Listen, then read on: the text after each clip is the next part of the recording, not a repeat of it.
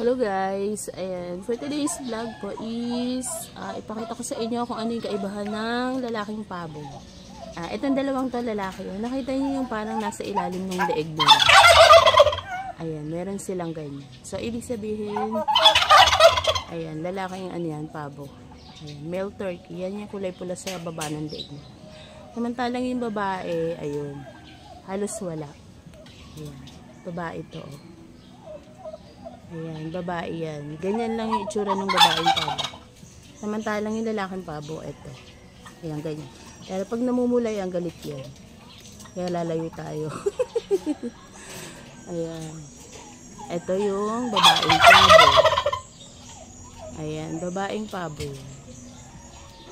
Silang dalawa yung lalaki. Ganyan itsura ng lalaking pabo. Ito naman yung male turkey.